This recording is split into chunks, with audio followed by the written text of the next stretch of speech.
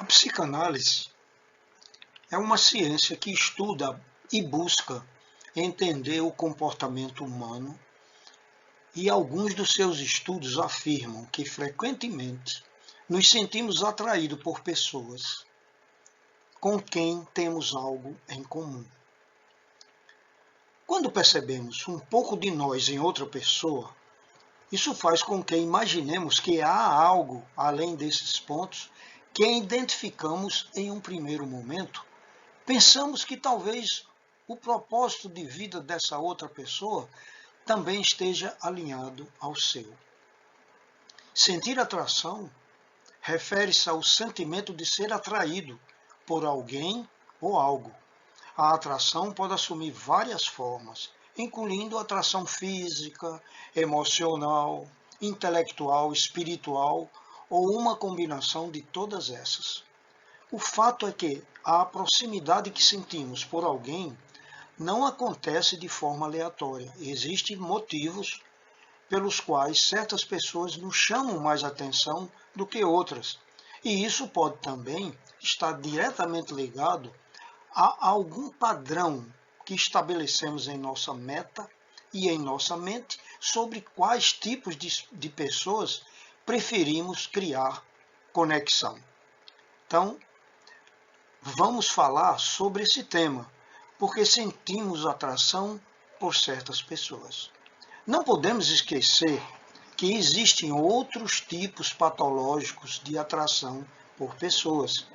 Entre essas, existem seres humanos que se sentem atraídos por pessoas do mesmo sexo ou de sexos diferentes, como também existem pessoas que se sentem atraídas por qualquer pessoa que fique perto ou que apareça em determinada situação, como reuniões, trabalhos coletivos, etc. Essas pessoas precisam melhor ser interpretadas, pois podem apresentar patologias ocultas que se desenvolveram no começo da vida consciente da sexualidade. Pessoas que sentem atração pelo mesmo sexo podem ter relação com dificuldades de enfrentar o sexo oposto por várias razões. E aquelas que se aproximam por qualquer pessoa que estejam em contato demonstram uma insegurança ou uma incerteza de poder desempenhar a sexualidade responsável e assumir de verdade um relacionamento durável, preferindo ter sensações ilusionais que não representam a realidade e nem avalia as complicações que esse relacionamento poderá trazer num futuro próximo. Portanto, vamos ver a psicanálise da sexualidade.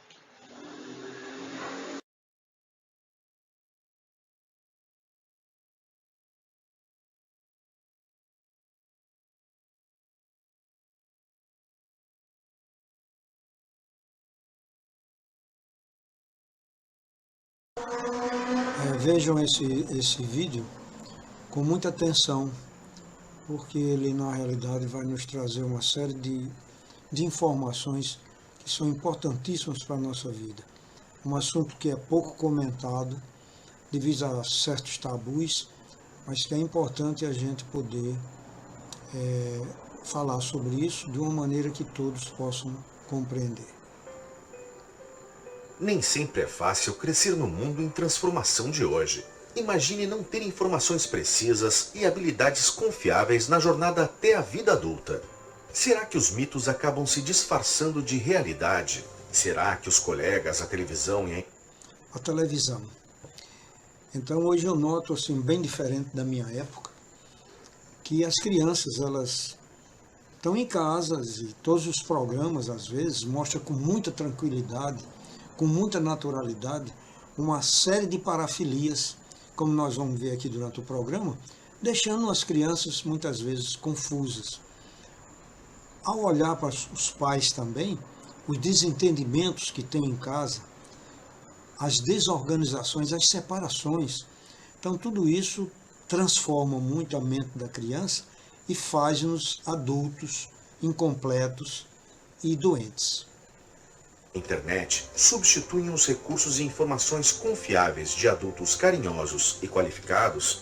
Felizmente, a educação em sexualidade, ou ES, pode fazer com que essa jornada seja mais fácil, mais segura e mais saudável para muitos jovens em todo o mundo. Como líderes, professores e pais, temos a responsabilidade de agir agora para que a educação em sexualidade seja parte da jornada de cada jovem para a vida adulta. Então é isso que nós vamos tentar fazer aqui no nosso programa hoje. Antes de nós falarmos sobre os distúrbios da sexualidade, existem muitos termos que nós empregamos de maneira errada.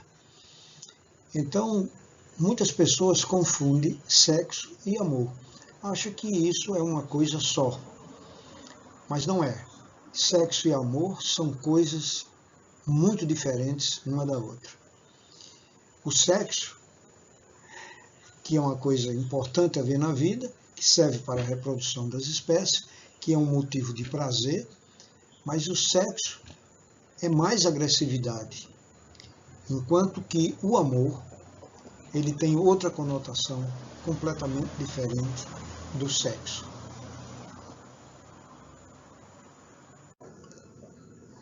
Uma coisa muito importante, antes de nós começarmos mesmo a parte importante do programa, é lembrar para vocês que o amor é diferente do sexo, como falei anteriormente. Amor é uma sensação de paz e aconchego que eu experimento com o outro. Isso é amor. Já o sexo é uma sensação física de excitação que pode se experimentar até sozinho. Então, para a gente se lembrar durante todo esse nosso passeio aqui pela sexualidade, que o pessoal confunde muito amor e sexo, eles são coisas assim que são confundidas, mas uma é completamente diferente da outra, e poderão elas coexistir, se for uma coisa que exista amor e respeito. O sexo seria um complemento que a própria natureza deixou para que houvesse uma perpetuação da espécie e que o prazer pudesse surgir de maneira física nas pessoas que a praticam.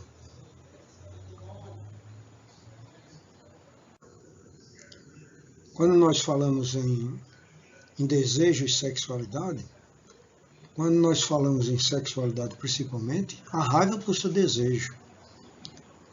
E tem uma interpretação muito interessante a gente fazer sobre liberdade do espírito. Ou seja, a potência do intelecto humano se mede por sua capacidade de dissociar ideias, tradicionalmente inseparáveis.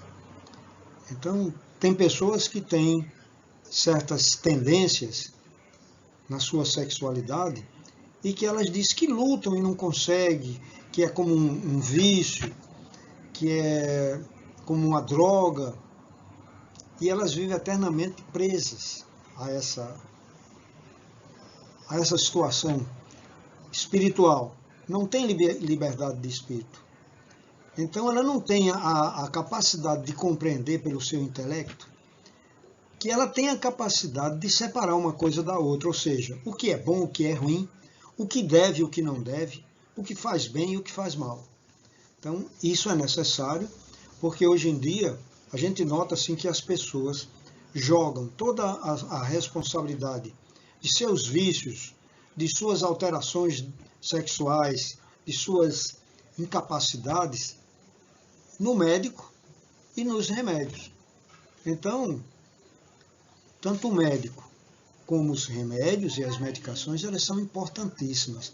Mas elas não resolvem o problema se você não se inteirar do que está passando realmente com você e você ter a sua participação. Apenas o médico vai lhe orientar, vai caminhar com você, para você não caminhar sozinho ou não entrar num lugar errado.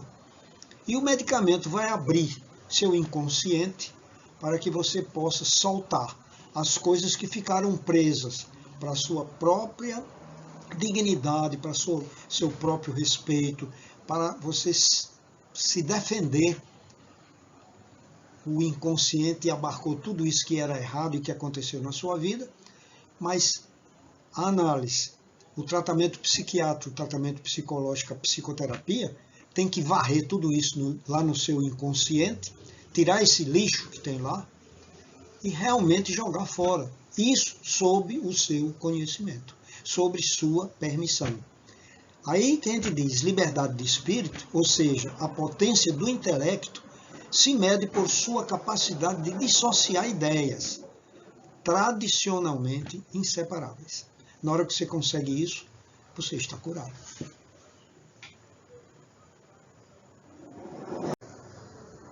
Todos nós temos um enorme medo da felicidade. Muitas vezes nós estamos nessa felicidade e não sabemos por quanto tempo, ou até temos uma ideia de que a felicidade não é eterna e ela vai ter que passar, e quando sai a felicidade, vem a infelicidade. Então, para a gente manter essa felicidade mais estável, é preciso a gente ter uma segurança muito grande em fazer uma distinção que é importante entre a admiração, que é um fator de escolha. Você, com seus olhos, quando nota qualquer coisa, então você faz uma escolha. Mas essa escolha não quer dizer que ela seja um fator de amor. Então não confunda admiração com amor. Você pode ter uma pessoa que seja super admirável e que ela possa futuramente não lhe trazer felicidade e nem amor. Então são coisas diferentes. Então, quando você for classificar, ter muito cuidado para não ter medo da felicidade, porque as escolhas às vezes são feitas somente pela admiração do que lhe compete através dos seus olhos. São coisas belíssimas, mas que às vezes elas não nos trazem a felicidade. Existe uma coisa que todos nós observamos naturalmente na sociedade em que vivemos.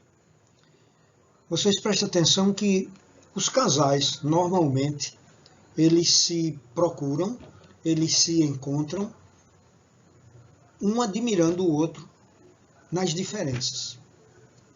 Por exemplo, você vê um casal, a mulher é mansa, o cara é agitado.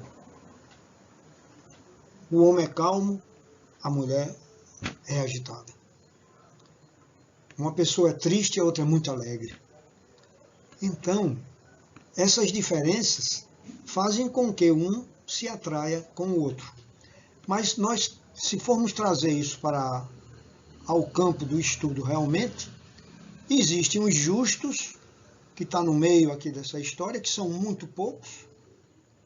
Existem os generosos, que varia de 0 até esse canto aqui.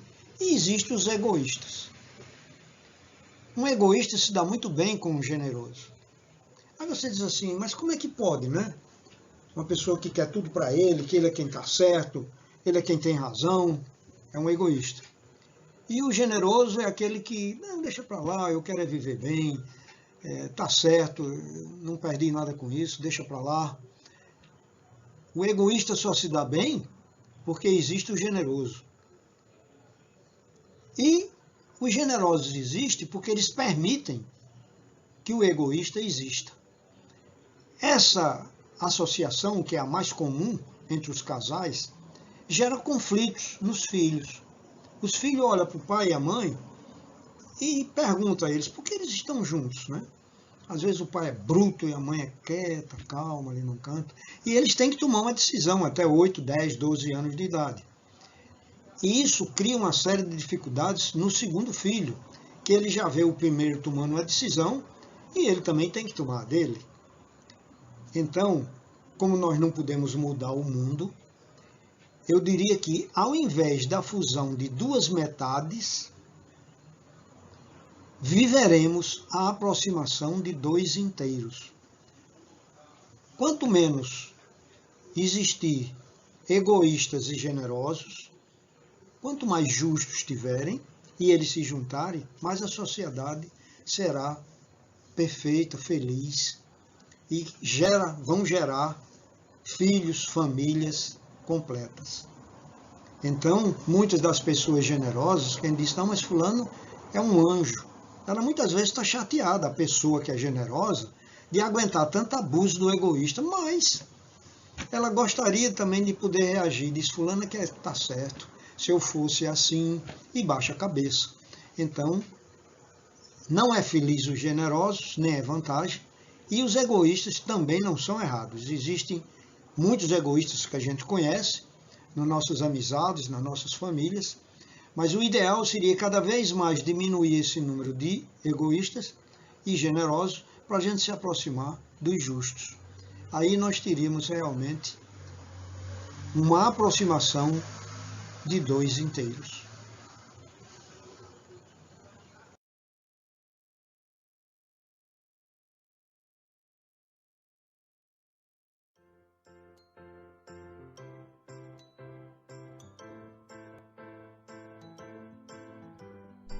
Olá, agradecemos por nos acompanhar hoje.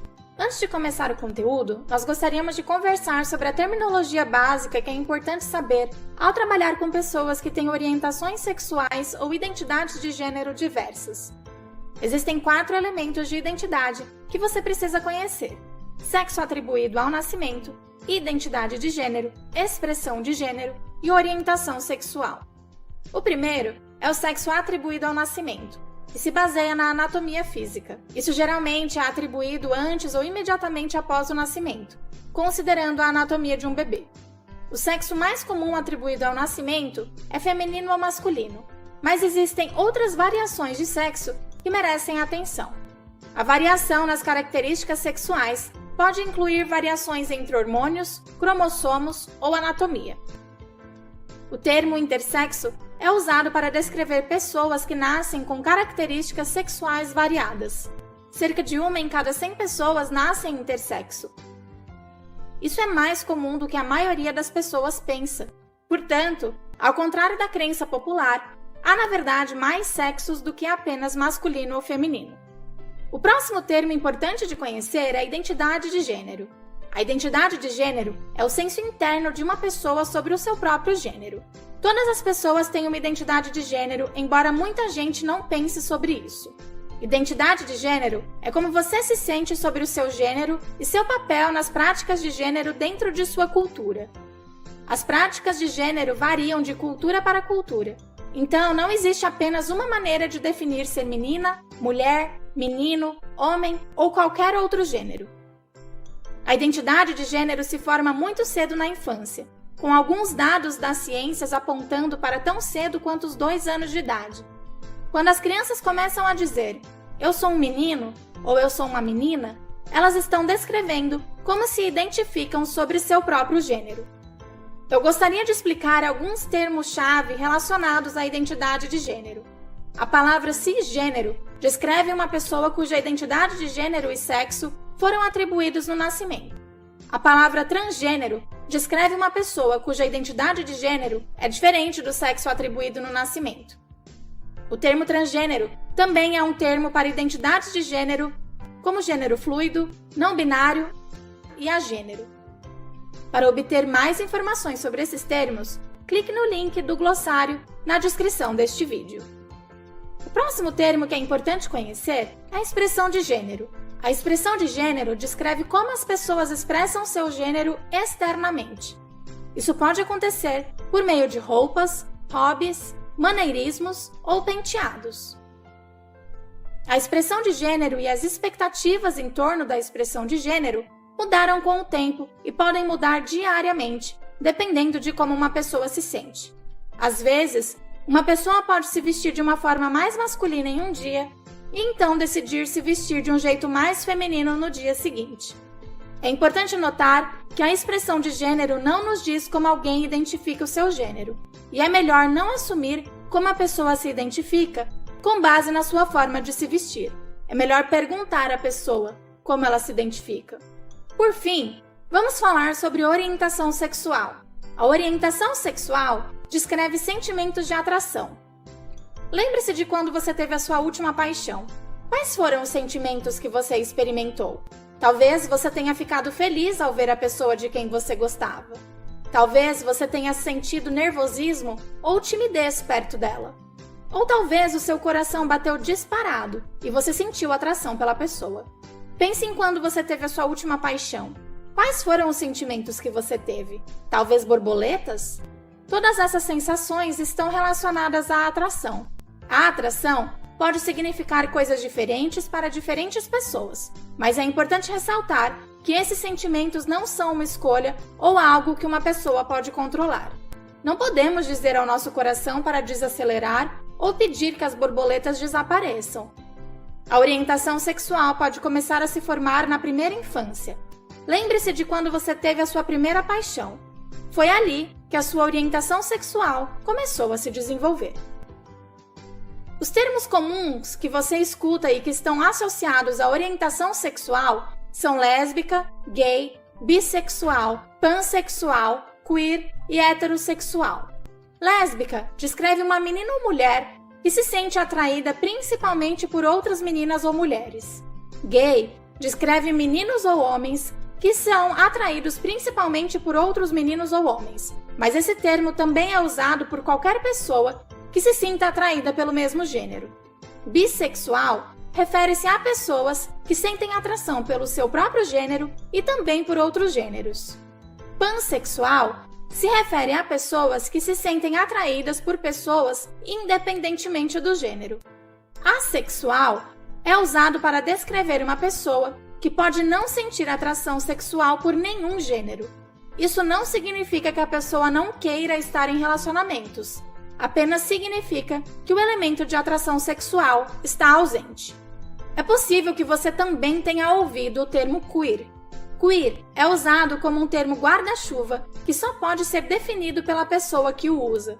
Esse termo continua a ser prejudicial para algumas pessoas, especialmente entre as pessoas mais idosas, que consideram o termo como um insulto. No entanto, algumas pessoas o usam como fonte de orgulho e símbolo de determinação. É sempre melhor usar o termo apenas se a pessoa se identificar como queer e se ela lhe der permissão para se referir a ela dessa maneira. Por último, algumas pessoas se identificam como heterossexuais, o que significa que se sentem atraídas por pessoas do gênero oposto. Agora que você aprendeu sobre a terminologia básica, você pode aprender mais sobre um conteúdo mais específico, conhecer melhor as experiências dessa população e adquirir habilidades sobre como melhor atendê-las.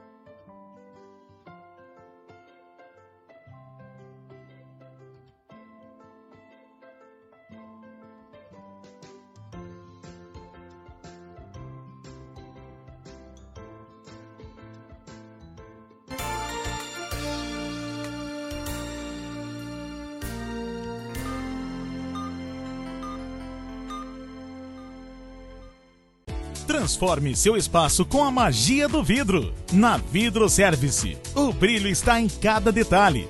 Descubra uma vasta gama de soluções em vidro, de janelas elegantes a espelhos que ampliam. Cada peça, uma obra de arte, feita sob medida para você. Nossa equipe especializada está pronta para atender seus sonhos mais transparentes. Visite a Vidro Service e deixe a luz entrar na sua vida. A beleza e a qualidade que você merece estão aqui. A capotaria e touros Alto Bonito que você já conhece, agora com inovação, novos materiais para te oferecer. Vem comigo! Produzindo touros, tendas, bancadas em couro, corvinho, tecido, meu amigo capoteiro, estofador e toldeiro. Venha e adquira lonas, linhas, grampos, colas e espumas com o melhor preço. Porque capotaria e touros Alto Bonito é aqui. Moço, onde é que tem esse picolé? Lá na Estarbom. Oi, moça, licença, onde é esse picolé? Ah, ela é da Estarbom. Picolé, olha o picolé. Que seja Estarbom. Todo dia é verão na Estarbom e para refrescar o calor chegaram os lançamentos da linha Máximo, cremes e uma linha Kids deliciosa. Estarbom, qualidade que surpreende.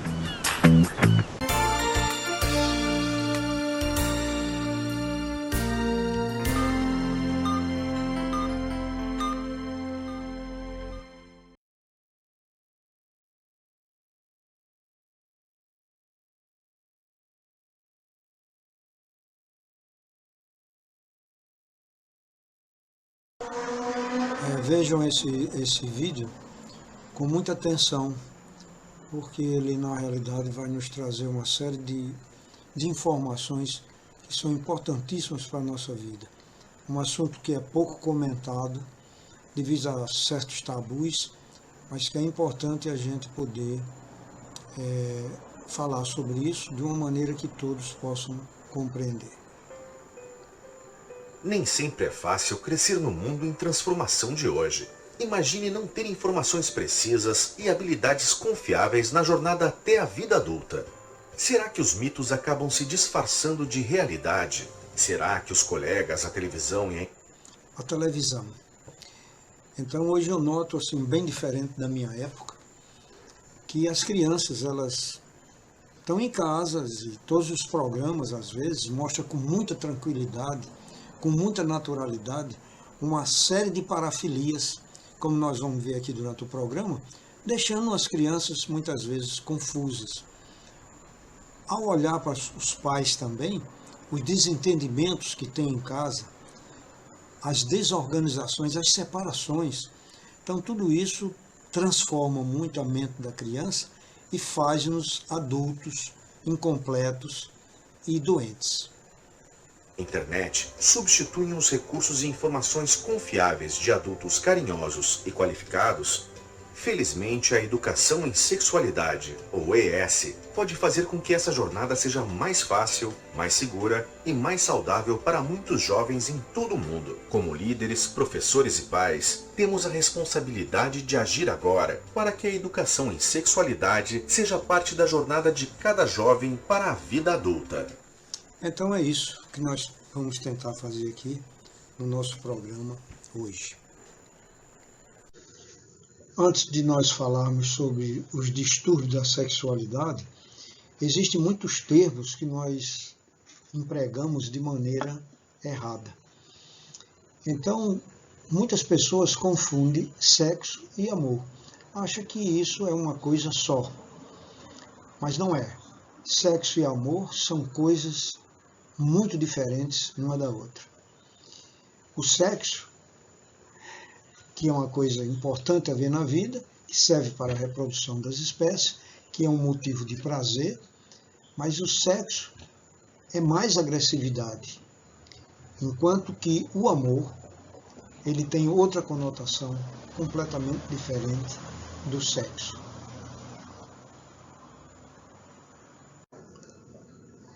Uma coisa muito importante, antes de nós começarmos mesmo a parte importante do programa, é lembrar para vocês que o amor é diferente do sexo, como falei anteriormente. Amor é uma sensação de paz e aconchego, que eu experimento com o outro. Isso é amor. Já o sexo é uma sensação física, de excitação, que pode se experimentar até sozinho. Então, para a gente se lembrar durante todo esse nosso passeio aqui pela sexualidade, que o pessoal confunde muito amor e sexo, eles são coisas assim que são confundidas, mas uma é completamente diferente da outra, e poderão elas coexistir, se for uma coisa que exista amor e respeito. O sexo seria um complemento que a própria natureza deixou para que houvesse uma perpetuação da espécie e que o prazer pudesse surgir de maneira física nas pessoas que a praticam.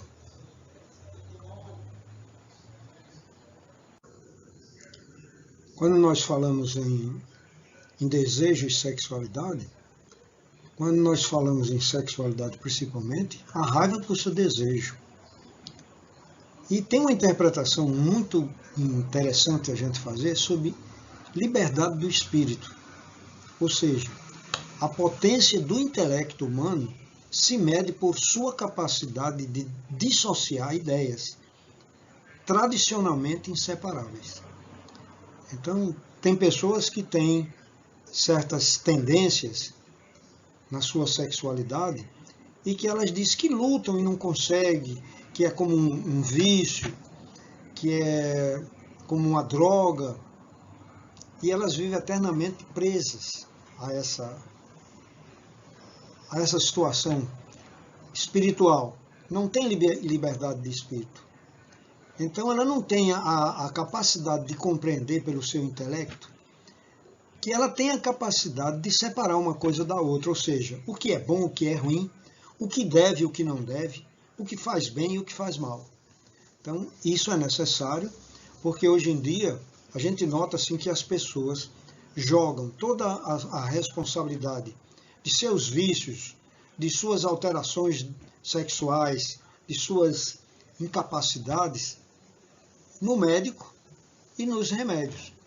Então, tanto o médico como os remédios e as medicações, elas são importantíssimas.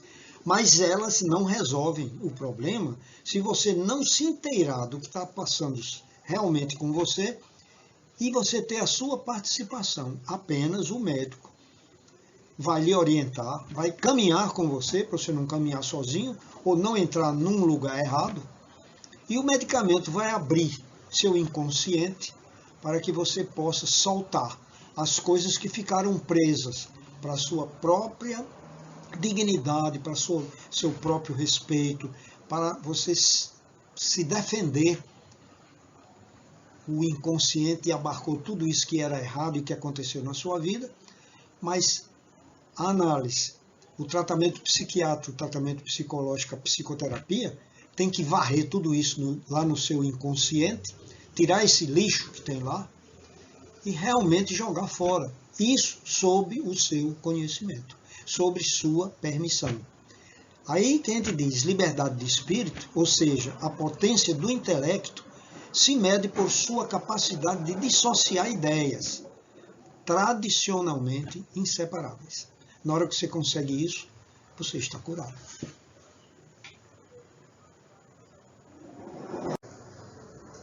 Todos nós temos um enorme medo da felicidade. Muitas vezes nós estamos nessa felicidade e não sabemos por quanto tempo, ou até temos uma ideia de que a felicidade não é eterna e ela vai ter que passar, e quando sai a felicidade, vem a infelicidade.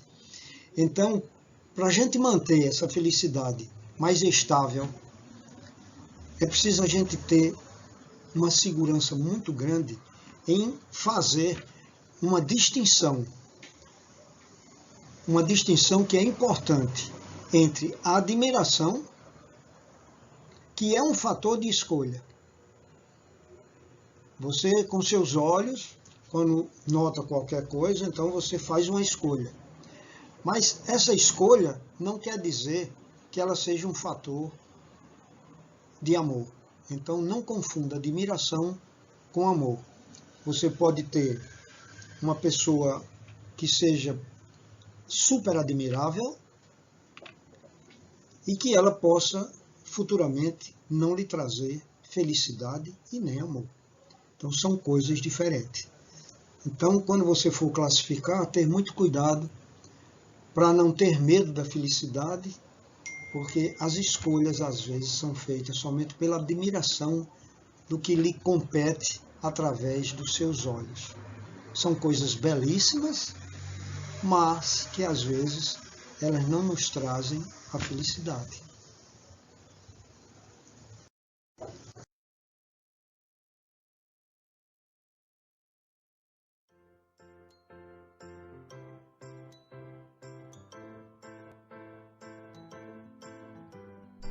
Olá, agradecemos por nos acompanhar hoje.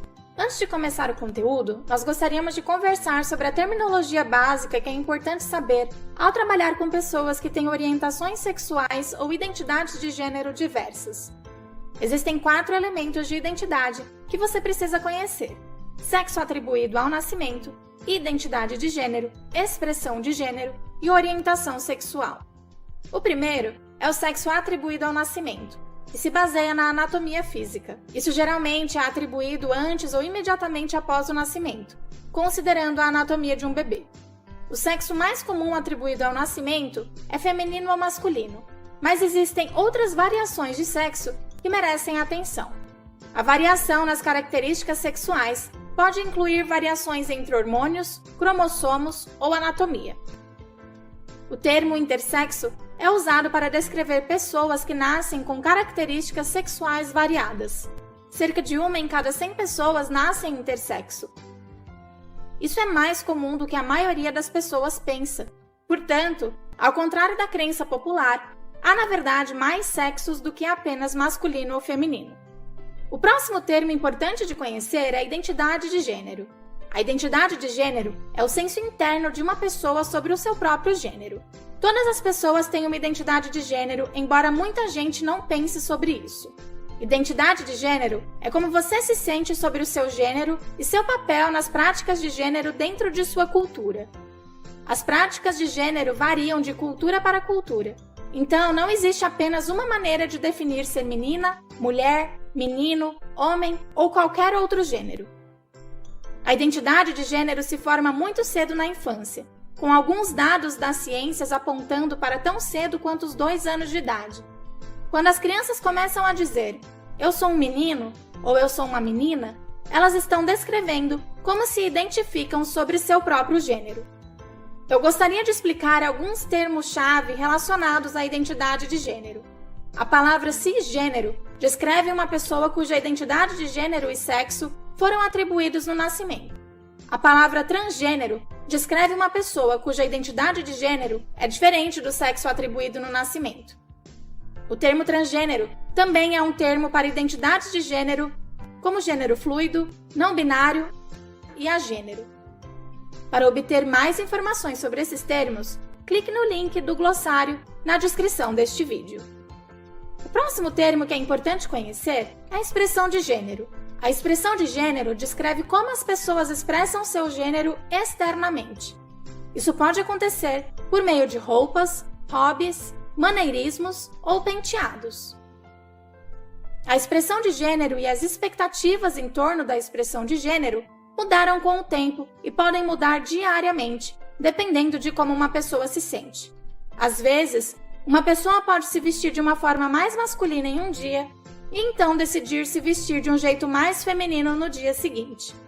É importante notar que a expressão de gênero não nos diz como alguém identifica o seu gênero, e é melhor não assumir como a pessoa se identifica com base na sua forma de se vestir. É melhor perguntar à pessoa como ela se identifica. Por fim, vamos falar sobre orientação sexual.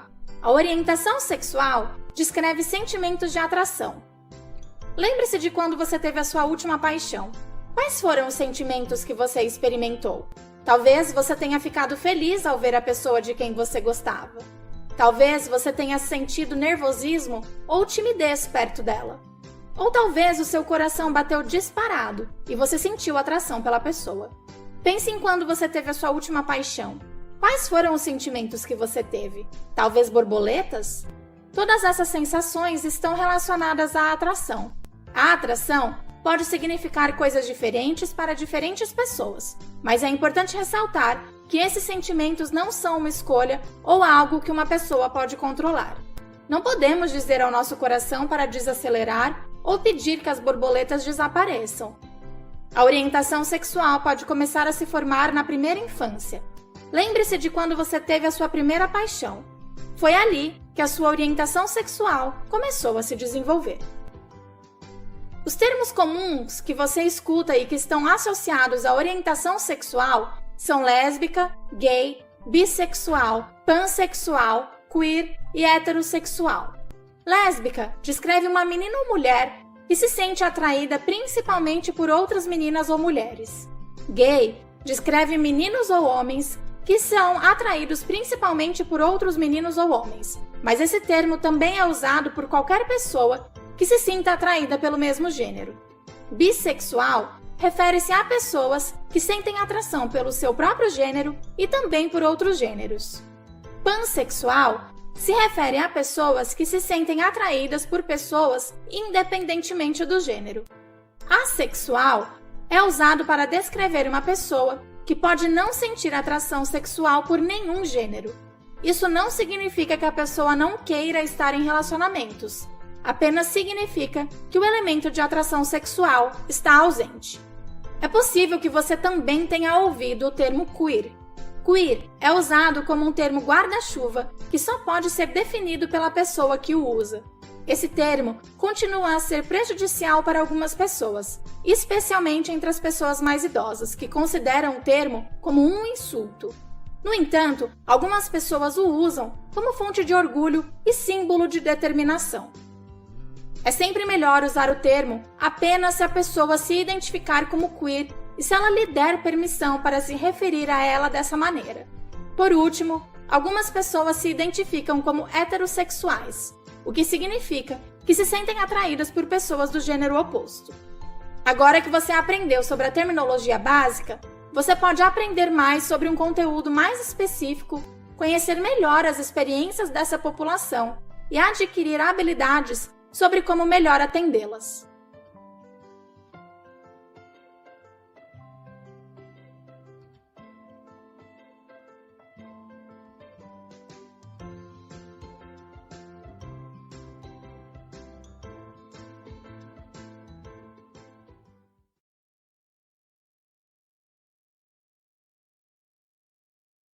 Os assuntos que nós vamos tratar hoje aqui nesse nosso encontro que são transtornos sexuais. Quais as disfunções sexuais? Quais as disforias de gênero? Transtornos sexuais e transtorno dos sentimentos hiperativo, ou seja, da pessoa sentir intensamente e anormalmente sintomas de sexualidade. Como introdução, nós vamos mostrar que quando falamos nesse tipo de desvio, estamos tratando de transtorno que se inclui em 3 grandes grupos. São eles: as disfunções sexuais, as disforias de gênero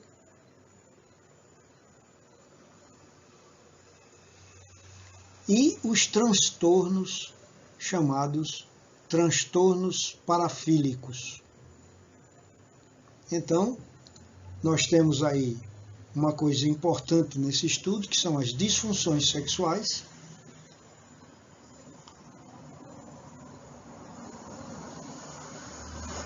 temos as disforias de gênero e temos transtornos parafílicos. Então vamos estudar cada um desses agora aqui na nossa sequência. As disfunções sexuais que nós passaremos a estudar agora são todas essas que vocês estão vendo aqui especificada. É a ejaculação retardada, que é a pessoa demorar a ter orgasmo. Transtorno do orgasmo feminino, que é exatamente a mulher ter dificuldade em ter orgasmo ou sentir uma excitação anormal para mais. Transtorno erétil, que é específico do sexo masculino, que é o homem ter dificuldade de manter a ereção durante ou para conclusão do ato sexual. Coisa que nós vamos ver com detalhe. Ejaculação diferente da ejaculação retardada é a ejaculação precoce, que é o paciente não conseguir acompanhar a evolução do ato sexual junto com a companheira, às vezes tendo uma ejaculação até antes de começar o ato sexual ou logo no começo, deixando assim um ato sexual incompleto. Transtorno do interesse e excitação sexual feminina. Então, o transtorno do interesse é exatamente a vontade que a pessoa tem de ter sexo. Então, essa excitação sexual, tanto masculina como feminina, ela pode ter alterações para mais ou para menos. Disfunção sexual induzida por substâncias, por medicamentos. Então, tem pessoas que, já com medo de acontecer alguma alteração no seu ato sexual, elas fazem uso de medicamentos às vezes sem necessidade, sem orientação médica, e isso é um problema. Transtorno da dor gênito-pélvica, penetração. Isso aqui é mais comum no sexo feminino, que muitas vezes impede da mulher ter assim, vontade de ter o ato sexual devido a ela sentir dor na penetração ou durante o ato sexual, o desconforto pélvico. Transtorno do desejo sexual masculino hipoativo. Então, do sexo masculino, que é o mais comum, o homem sentir um transtorno hipoativo, quer dizer, começar a não sentir interesse sexual, tanto pode ser por problemas físicos, mentais ou psicológicos. É coisa que a gente vai ter que conversar mais na frente. E outras disfunções não especificadas que nós vamos conversar aqui e trocar informações durante a nossa conversa. Vamos escutar agora o que a nossa doutora tem para nos mostrar sobre esse assunto tão importante, tão esquisito.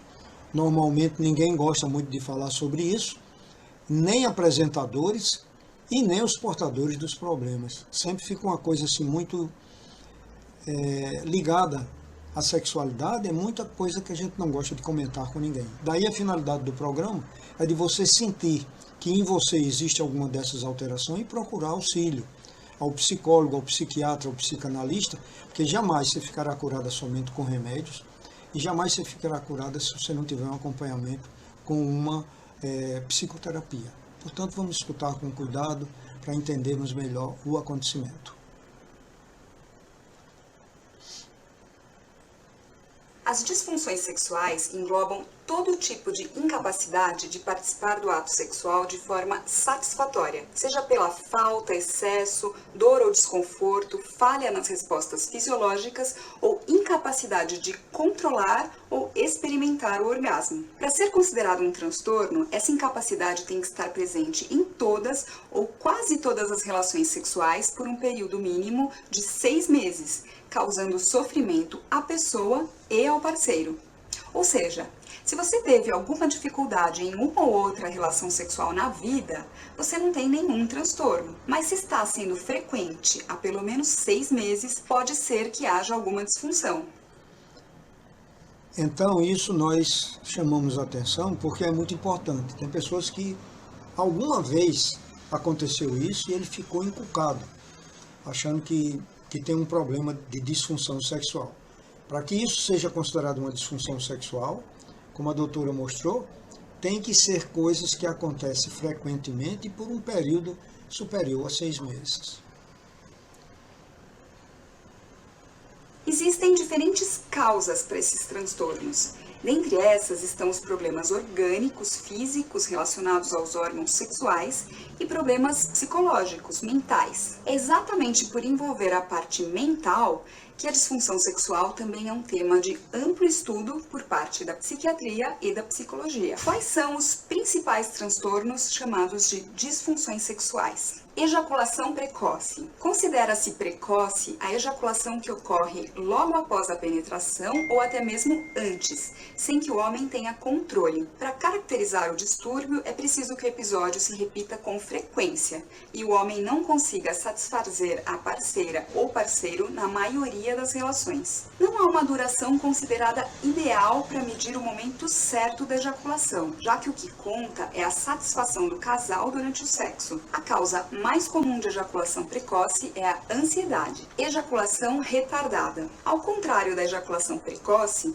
a retardada acontece quando o homem demora muito para ejacular ou até mesmo não consegue. Isso acontece apesar de haver estímulo sexual adequado e desejo de ejacular. As causas podem ser orgânicas ou psicológicas. Disfunção erétil. É definida como a incapacidade do homem em obter e manter uma ereção plena durante uma relação sexual. É importante destacar que se isso ocorre eventualmente em algumas relações, não deve ser motivo de preocupação.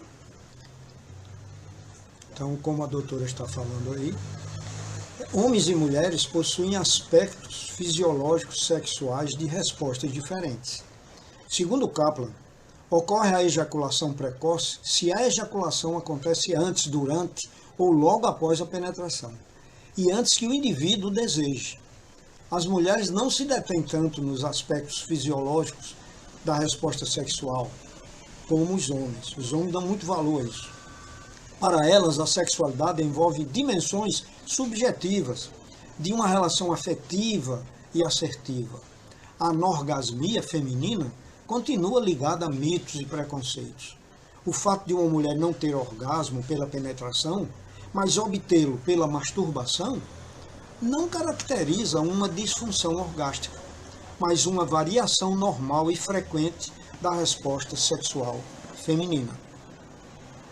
No entanto, quando recorrente, o problema se torna responsável por gerar dificuldades, como baixa autoestima, estresse, além de prejudicar a intimidade sexual e o relacionamento do casal. Transtorno do desejo sexual hipoativo. É caracterizado como diminuição ou ausência de fantasias, desejos ou interesse em atividades sexuais.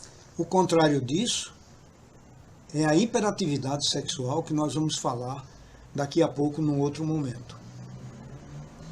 Para que seja considerado um transtorno, ele deve causar acentuado sofrimento ou dificuldades no relacionamento. Simplesmente ter menos desejo do que o parceiro não é suficiente para o diagnóstico. Transtorno do orgasmo feminino. É caracterizado por atraso ou ausência persistente ou recorrente de orgasmo após uma fase normal de excitação sexual. As mulheres apresentam uma ampla variabilidade no tipo ou na intensidade da estimulação que leva ao orgasmo. O diagnóstico desse transtorno deve levar em conta se a capacidade orgástica da mulher é menor do que seria esperado para sua idade, experiência sexual e adequação da estimulação sexual que recebe. Além disso, a perturbação deve causar acentuado sofrimento ou dificuldade interpessoal. Transtorno da dor gênito-pélvica penetração. Esse transtorno é chamado assim na nova classificação de transtornos psiquiátricos, o DSM-5, mas até então era dividido em vaginismo e dispareunia. Esse transtorno se refere a 4 dimensões de sintomas. 1. Dificuldade para ter relações sexuais e de experimentar qualquer forma de penetração. 2. Dor na região genital e pélvica durante as tentativas de penetração. 3. Medo de dor ou de penetração vaginal. E 4. Tensão nos músculos do assoalho pélvico. Em função da dor, essas mulheres acabam evitando situações sexuais, focando apenas na satisfação do parceiro, o que torna ainda mais difícil a manutenção do desejo, da excitação e possibilidade de sentir prazer. Então, como vocês viram aí, teve essa diferença, né, na explicação e no entendimento do que seriam esses transtornos sexuais no início aqui do nosso programa.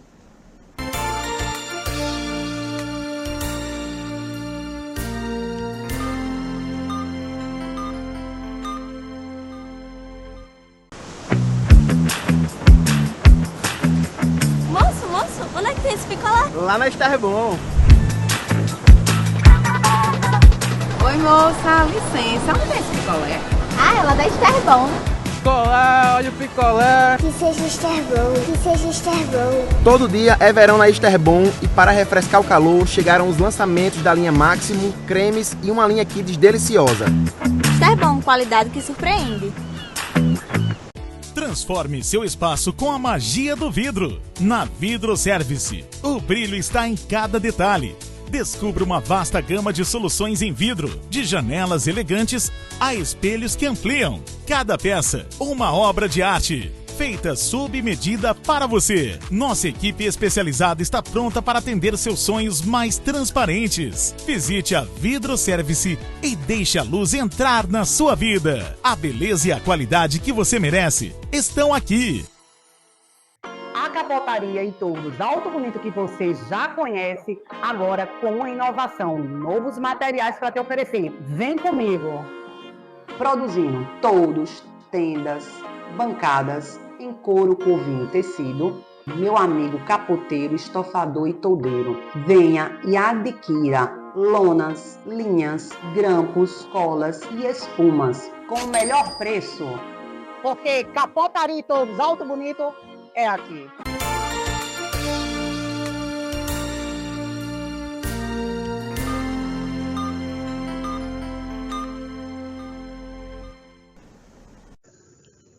Nós vamos ver agora a disforia de gênero.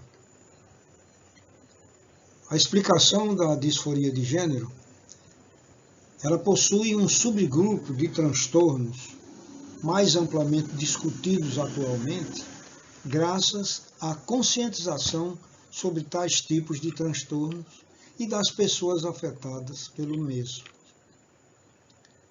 Distrofia de gênero se divide em distrofia de gênero em crianças, em adolescentes e em adultos. São não especificadas ou especificadas.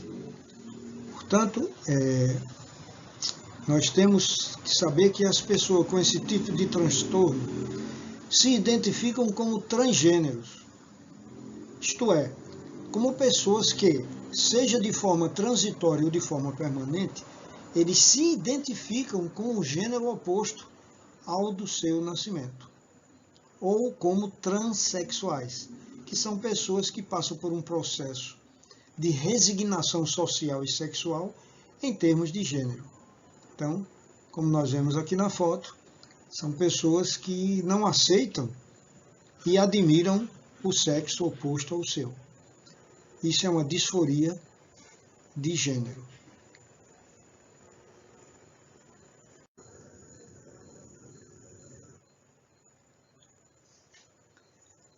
Aqui nós temos os transtornos que nós chamamos de asparafilias, que se caracterizam como um desejo sexual intenso e persistente que não são voltados para carícias preliminares com parceiros humanos com características normais e maturidades ou que não inclui a estimulação genital. Então, transtornos parafílicos são coisas assim diferentes do normal, né? Entre outras parafilias não especificadas, todo transtorno sexual, seja parafílico ou não, deve ser tratado e cuidado de maneira a garantir ao indivíduo maior qualidade de vida. Então aqui nós temos transtornos parafílicos.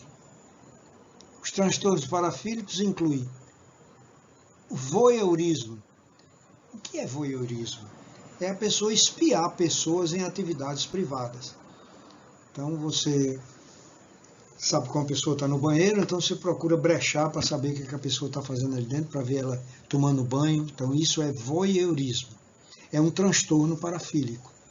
Depois nós temos o exibicionismo, que é a pessoa expor genitais em locais públicos ou para outras pessoas sem consentimento. Isso é muito mais comum, quase que exclusivamente, no homem. Então isso chama-se exibicionismo. Existe esse tipo de exibicionismo em mulheres quando elas procuram maneirismos ou gestos que fazem com que ela pode mostrar parte do corpo dela. Essa é a parte feminina. Depois tem o froteurismo, que é a pessoa se esfregar em outras sem consentimento. Isso é muito comum a gente, às vezes, notar em ônibus pessoas que reclamam, que principalmente o sexo masculino é quem faz isso, dela se esfregar em outras pessoas, sem o consentimento da pessoa, né? Então isso é um transtorno parafílico. Masoquismo sexual, que é submeter-se a humilhação, dor ou sofrimento. Então tem pessoas que sentem assim uma necessidade de ser punidas, né? A ser humilhadas ou de sentir dor para que elas possam se excitar sexualmente. Isso é o masoquismo. E o sadismo sexual é a pessoa submeter outras à humilhação, à dor e ao sofrimento. Tem a pedofilia, que a gente ouve falar demais na televisão, que é o interesse sexual por crianças. e que é considerado realmente um crime. Tem o fetichismo, que é a utilização de objetos inanimados ou interesse sexual por outras partes do corpo que não as genitais. Então isso é o fetichismo. Escatologia, um termo que a gente escuta pouco.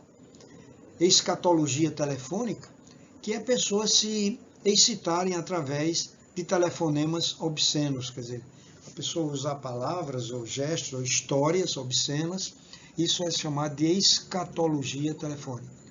Depois tem a necrofilia, que é o interesse por cadáveres. Então existem casos que a gente já viu em cinemas, que a pessoa mata o indivíduo e depois utiliza o corpo para o ato sexual. Zoofilia, interesse por animais. Então, tem pessoas que tentam transar com animais. Clismafilia, que é o interesse por enemas. Então, são pessoas que introduzem objetos no seu corpo com interesse de sentir prazer. Urinofilia é interesse pela urina e coprofilia é interesse pelas fezes. Isto são 13, entre outras parafilias não especificadas nesse nosso trabalho. Nós agora vamos falar sobre o transtorno do desejo sexual, denominado hiperativo. Quer dizer, é uma condição da pessoa sentir o desejo assim, sem ser normal, com muita frequência, por todas as coisas. Ele faz parte do CID-10, que é a classificação de transtornos mentais e de comportamento. Aponta o código F52.5 como transtorno do impulso sexual excessivo. Tanto mulheres como homens podem se queixar de impulso sexual em excesso, como um problema de sofrimento. Então nós vamos aqui dar uma ênfase maior para esses detalhes. Nós temos percebido, em nossa experiência clínica, que indivíduos que sofrem com esses transtornos, eles reclamam, da não capacidade de manter a exclusividade com o parceiro sexual, seja namorado, noivo ou cônjuge. Segundo, dificuldade de se manter com um comportamento monogâmico, apesar de tentativas para isso. O desejo sexual hiperativo caracteriza-se pela falta de controle da motivação sexual. Em geral, as pessoas que sofrem com esse transtorno entram em atividade masturbatória compulsiva ou na busca de novos parceiros sexuais, mesmo sabendo eles do risco que poderá acontecer dele perder os seus relacionamentos amorosos. O transtorno é mais frequente em homens. Nas mulheres, também muitas delas apresentam esse problema. E elas buscam novos parceiros para o sexo, seja no ambiente virtual, indo a bares ou pontos de prostituição, colocando em risco também a saúde pela hepatite B e C, HIV, entre outros. Está voltando, inclusive, ultimamente em clínica médica se nota o aparecimento constante agora de uma doença praticamente que tinha desaparecido, que é a sífilis. Então o sexo patológico é uma compulsão sexual, é uma dependência, uma variante do vício em drogas ou em jogo. O mecanismo psicológico é o mesmo. O sexo patológico é diagnosticado quando a pessoa perde a liberdade por não conseguir controlar os seus impulsos e sofre com este comportamento. Certos pesquisadores acham que pode haver alguma origem orgânica para isso, para esse tipo de distúrbio. A maneira de pensar das pessoas que sofrem com o transtorno é distorcida. Muitas vezes elas não admitem ter o transtorno e, por isso, não buscam ajuda. Outro detalhe é a vergonha de expor a dependência e, com isso, impedem delas se tratarem. Enquanto a ajuda não for buscada devido à vergonha ou ao medo, não haverá mudança de comportamento. Para essas pessoas é muito difícil admitir que precisam de ajuda profissional. Elas só procurarão a psicoterapia quando, por causa dessa compulsão ou dependência, elas passam a sofrer graves prejuízos na vida afetiva, conjugal, social e no trabalho. Após a busca de parceiros, acontece uma ansiedade no momento da pré-atividade sexual. E, após o orgasmo, segue-se uma sensação de culpa ou de vazio com bastante frequência. O tratamento que é indicado é a psicoterapia, tanto em grupo quanto individual. Sozinhos, dificilmente conseguirão resolver esse problema.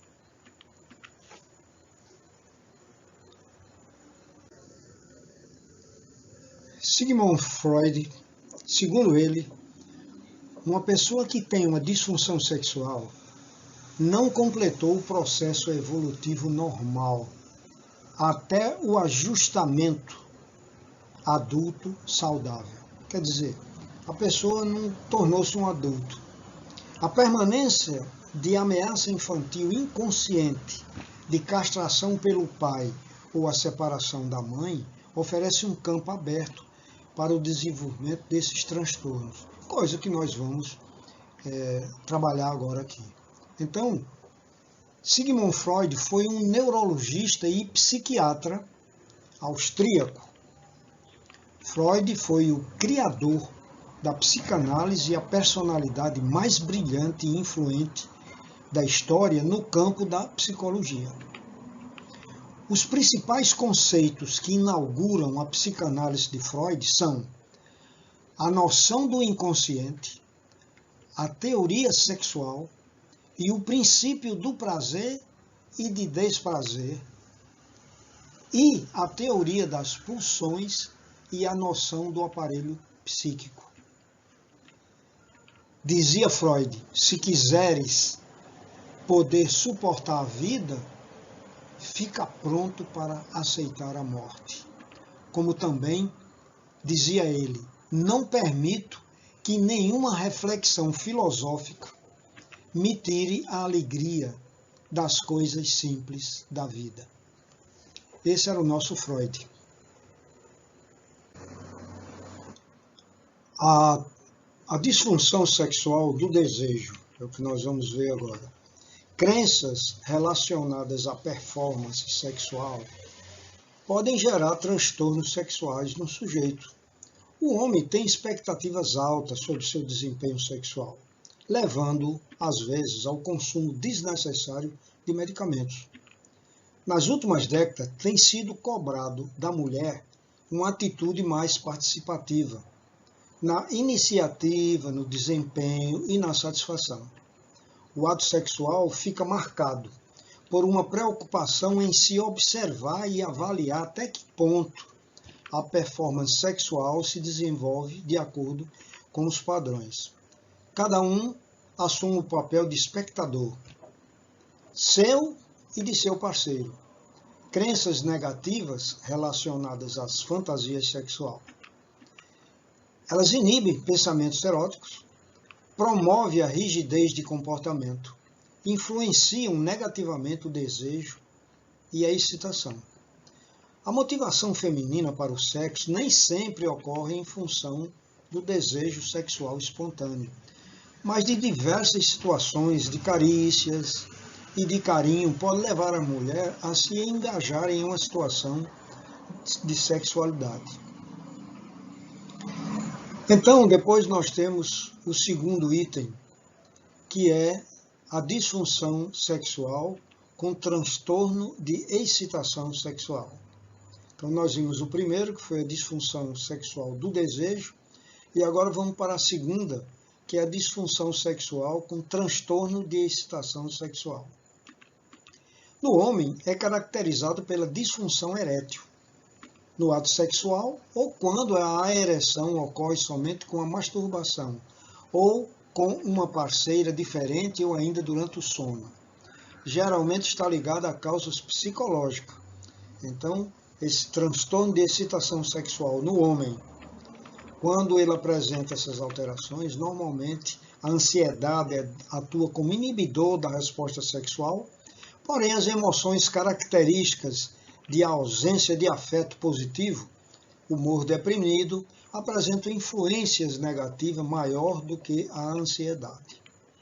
Segundo Holland, em 1995, a diferença entre sujeitos disfuncionais dos funcionais é a ausência de emoções positivas, prazer e interesse, e não a presença de emoções negativas, como ansiedade, irritação, vergonha, preocupação. Em sujeitos disfuncionais, a atenção já se encontra nas preocupações relacionadas às exigências de desempenho e à monitoração da própria resposta. Difíceis diagnóstico de excitação sexual feminina, porque a excitação sexual funciona como um facilitador, desse modo minimizando a atenção disponível para os estímulos eróticos e afetando negativamente a resposta sexual. Em mulheres, o desejo e a excitação sexual coexistem e são despertados em respostas e estímulos sexuais, que são considerados respostas adequadas.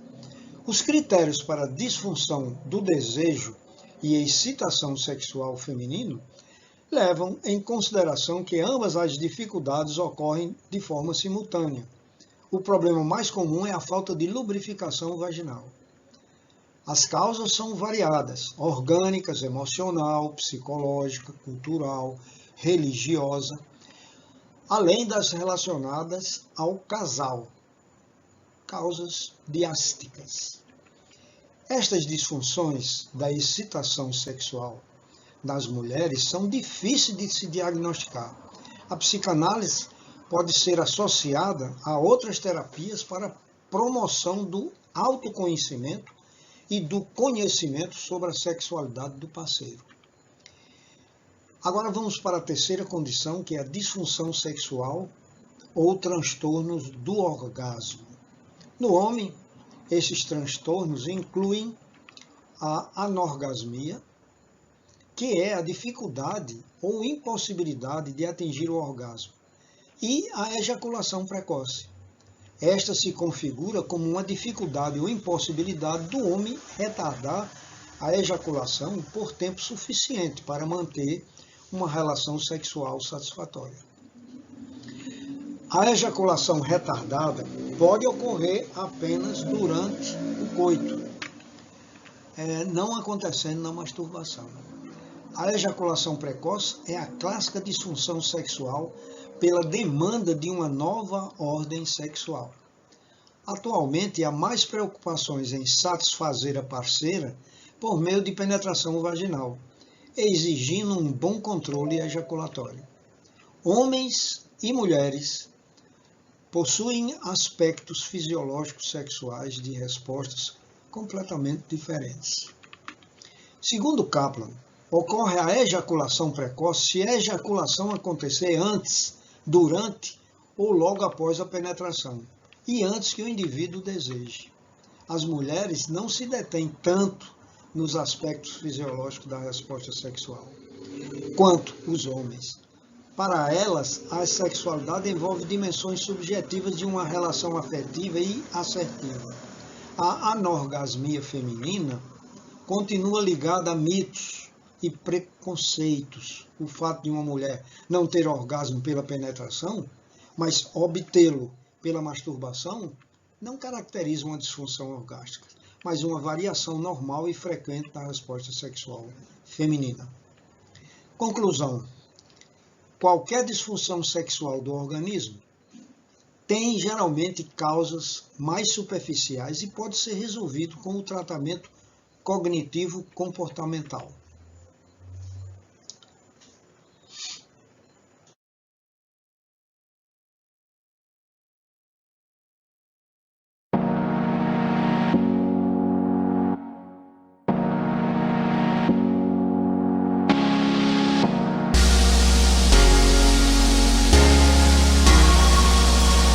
O assunto é complexo e multifatorial. Esperamos ter sido útil, levando algumas dessas informações que poderá ser adaptado ou não ao seu caso. Até o próximo programa.